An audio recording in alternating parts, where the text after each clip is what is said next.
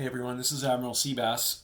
Excuse me. In this video, I want to talk about some of the rules that I got wrong or had to interpret during my solo game. So let's start with naval bombardment, supporting amphibious assault. I got this one wrong. And I just set this up as an example here. Let's say the French are amphibiously assaulting Tanganyika here, which we're going to assume Italy has control of. And they're amphibiously assaulting with an infantry and a tank. And they've got two battleships and a cruiser here in support. You can only take a number of naval bombardment support shots equal to the number of units you have amphibiously assaulting. So in this case, only two of the three French ships could amphibiously assault. All three could not. So that's one of the rules that I got wrong in the game. Also, another rule that I had to clarify with my good friend RC was, what if you are attacking from an adjacent territory and an amphibious assault at the same time? In that case, the amphibious assaulting units have to take the first casualties before the French can take this as a casualty. And the land assaulting is never subject to the double casualties. So in other words, if you don't have enough here to take double casualties from your amphibious assaulting units, that does not spill over to the land assaulting units. So that's another thing to keep in mind in this game. Another thing that I really didn't do consistently in this game is the Japanese veterans. The Japanese veterans are something you do after Japan wins a combat. You are supposed to roll a d12 for each Japanese infantry unit that was eliminated in combat. So let's say they took Burma and they lost, let's say they lost an infantry unit, like this mountain infantry unit. You were supposed to roll a d12 for each infantry unit. So in this case, you'd roll one d12.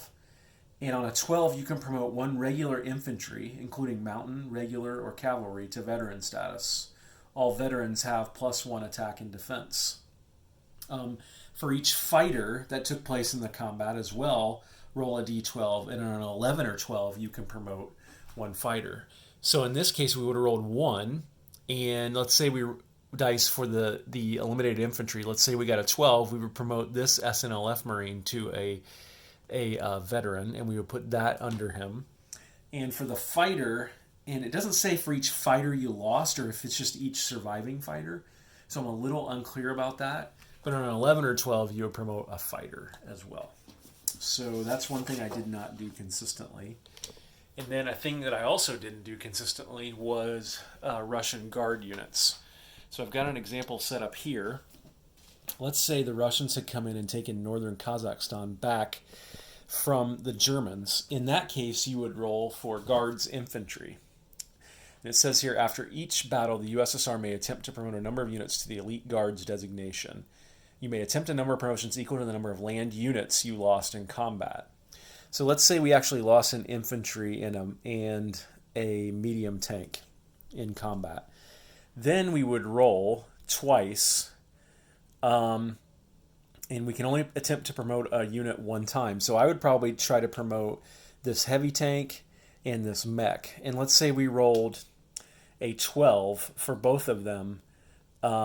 We could promote both of these to guards, and then we would put these guard markers under them as well.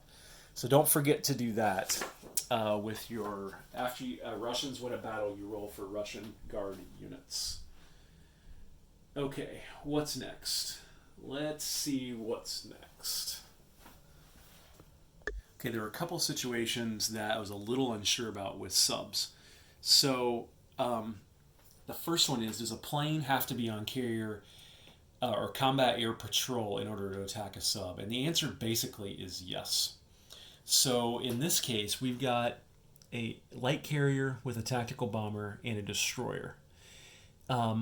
They want to move, let's say they would really like to attack this sub. Well, if they go 1, 2 into here, and also come 1, 2 into here, this sub can decline combat with them if it desires to, If it does, they could keep moving if they wanted to into this zone here. Or the sub could force them to stop and engage in combat with the sub as well. In this way, by the way, this is a Japanese advanced sub sculpt, which I didn't get to use in this game that I just played. In this case, the sub would effectively serve as a blocker. Okay? And if the sub stops them to engage in combat, then it's a normal combat, and it follows basically the normal naval combat rules. However, if the sub did not want to engage in combat, it would not, and then they could keep moving. Or I think they could probably stay in the C zone too. So basically, yes, a sub can serve as a blocker. Now, let's say they really wanted to take out this sub, right? To do that, this fighter here could go on combat air patrol in this zone. And then when these guys move in, like this, the sub would have to engage in combat. Although, even in that case, it would have to engage in combat over one round. It could choose to submerge at the end of the second round. And it could choose to, let's say that they attacked it and they miraculously did not hit the sub. It could then submerge at the end of round one and escape, basically. Stay in the same C zone, but it submerges. So cap basically gives your Navy one combat round against the subs before they submerge. If he decides to stay and fight instead, then they're going to get to take another shot at him. So that's basically how subs can act as blockers, and how the other side can force subs to engage in at least one round of combat. Okay, one rules interpretation question I had when I played this game was, when can the U.S. lend-lease to China? And if you look at the U.S.'s country reference sheet, it talks about a bunch of different things and a bunch of different actions and when the U.S. can do them. You can see on 15 IPP, it says ability, lend-lease to major and minor powers who are at war with a major power. Well, China is a minor power.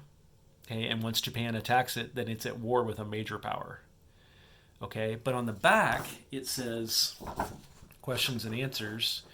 Can USA lend lease to China KMT? Answer, yes, once KMT is at war with a major power. So I read that to mean that the 15 IPP rule for US lend leasing to a minor power is for everyone in the game except for China, and that once Japan and China go to war, the U.S. can lend lease to China even if the U.S. has less than 15 IPPs. So that's how I came down on that particular question.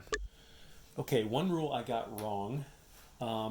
If you remember, if you watch my game, at one point I tried to upgrade the Warsaw Minor Factory to a major factory, like this. But that is against the rules. You can only build a major factory in your home country. So if you're going to upgrade a minor factory outside of your home country, you have to upgrade it to a medium if you're using my house rule on that, or actually it's RC's house rule that I borrowed. Or you have to build another minor factory here. You cannot build a major factory outside of your home country. Also, tech units. So this is a heavy tank for Germany. Those can only be built in your home country. They cannot be built outside of your home country like this. So keep that in mind as well. Also, conquered Russian territory does not count for income on the first turn that it is taken. So let's say Germany comes in here and takes Oral Kursk worth 2 IPPs. You put a German roundel on there, but you can't collect that income this turn. You can only collect it next turn if you still own this territory and you haven't lost it. So keep that in mind. I developed a system here to track that. As you'll see in my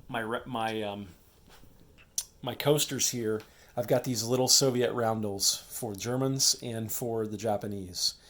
If I take a Soviet territory, I'll put that income amount.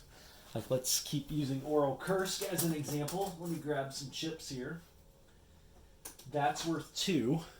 So I would put $2 underneath here. And then when I collect my income, I would subtract $2 from whatever I collect. So that's the system that I've used to remind myself of that on the captured Russian territories. Don't forget that. It's easy to forget.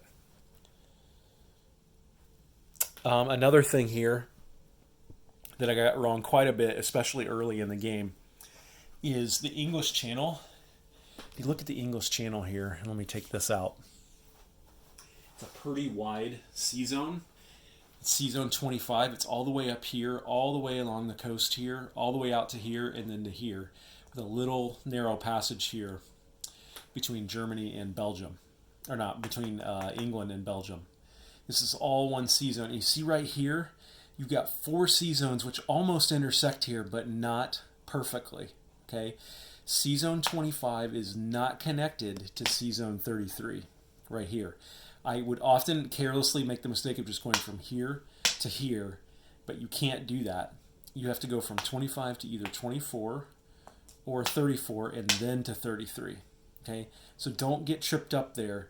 If you're just looking at it, you can almost fool yourself into thinking that these are all 4 intersect here perfectly. They don't. Sea zone 33 and sea zone 25 are not connected. Okay, another thing to remember that's easily forgot is that victory objectives can only count for one, or let me rephrase this. Taking a particular territory can only count for 1 victory objective, not 2.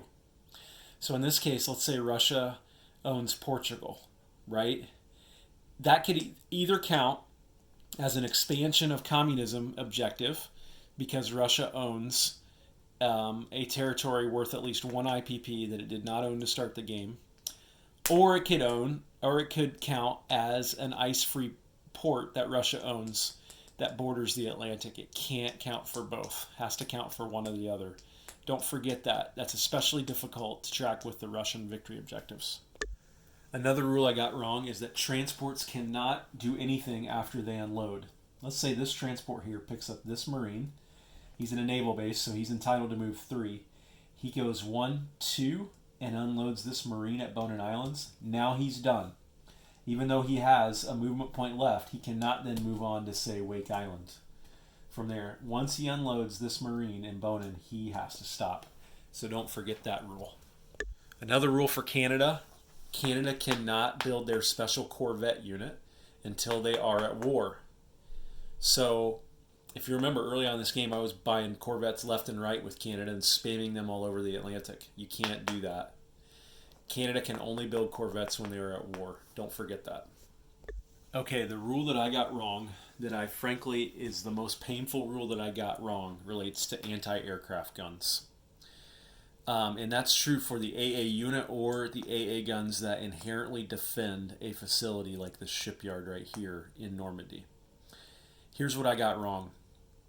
AA guns that score a hit do not remove opposing aircraft from the battle before those aircraft get to roll to hit. So in other words, AA guns are not first strike units. Okay?